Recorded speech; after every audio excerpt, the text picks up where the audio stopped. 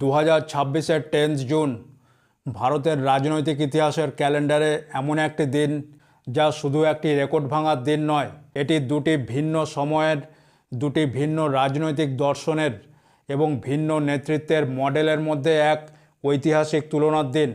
একদিকে স্বাধীন ভারতের প্রথম প্রধানমন্ত্রী জওহরলাল নেহেরু, যিনি 1952 13 মে থেকে 1964 27 মে পর্যন্ত টানা 4398 দিন দেশের নেতৃত্ব দিয়েছিলেন। অন্যদিকে প্রধানমন্ত্রী নরেন্দ্র মোদী, যিনি 2014 26 মে থেকে 2026-এর 10 জুন 4399 দিন ধরে অবিচ্ছিন্ন নেতৃত্বের মাধ্যমে ভারতের ইতিহাসে দীর্ঘতম সময় ধরে নির্বাচিত হয়ে ক্ষমতায় থাকা প্রধানমন্ত্রী হিসেবে নেহেরুর রেকর্ড অতিক্রম করলেন। জওহরলাল নেহেরু এবং নরেন্দ্র মোদী ভারতীয় ইতিহাসের দুটি ভিন্ন অধ্যায়। প্রধানমন্ত্রী হিসেবে তাদের দীর্ঘ রাজনৈতিক জীবন নিয়ে আলোচনা করা যতটা সহজ, ঠিক ততটাই কঠিন হবে তাদের মধ্যে একটি তুলনামূলক বিশ্লেষণ করা। প্রধানমন্ত্রী হিসেবে তাদের দীর্ঘ রাজনৈতিক জীবন নিয়ে আলোচনা করা যতটা সহজ, ঠিক ততটাই কঠিন হবে তাদের মধ্যে একটি তুলনামূলক বিশ্লেষণ করা। অন্যদিকে দীর্ঘ 50 বছর পর 2014-তে যখন নরেন্দ্র মোদী ভারতের প্রধানমন্ত্রী হন, তখন ভারতের জনসংখ্যা 130 কোটিরও বেশি।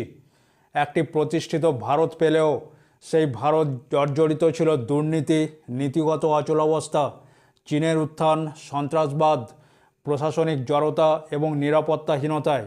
নেহেরুর চ্যালেঞ্জ ছিল একটি রাষ্ট্র গঠনের, অপরদিকে মোদির চ্যালেঞ্জ ছিল রাষ্ট্রকে পুনর্গঠন এবং বিশ্বমঞ্চে পুনঃপ্রতিষ্ঠা করা। স্বাধীনতার সময় ভারতের অর্থনীতি ছিল মূলত কৃষিনির্ভর, ভারী শিল্প ছিল না, উৎপাদন ক্ষমতা ছিল সীমিত, ছিল খাদ্য সংকট এবং বৈদেশিক মুদ্রার অভাব। তাই নেহেরুর কাজ ছিল শূন্য থেকে শিল্পভিত্তি তৈরি করা।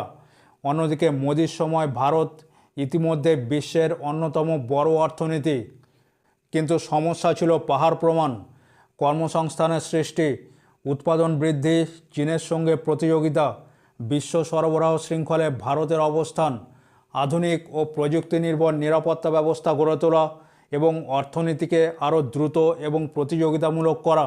যখন জওহরলাল নেহেরু প্রধানমন্ত্রী হলেন, তখন জাতীয় রাজনৈতিক দল হিসেবে কংগ্রেস ছাড়া আর কোনো বিকল্পই ছিল না এবং স্বাধীনতার আবেগে চালিত হয়ে কংগ্রেসকে সমর্থন করা ছাড়া জনগণের আর কোনো উপায় ছিল না।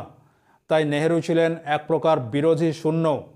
কিন্তু যখন মোদি ক্ষমতায় এলেন, ভারতে কংগ্রেস ছিল একমাত্র বিরোধী দল এবং দেশ জুড়ে ব্যাঙের ছাতার মতো গজিয়ে উঠেছিল বিভিন্ন আঞ্চলিক দল।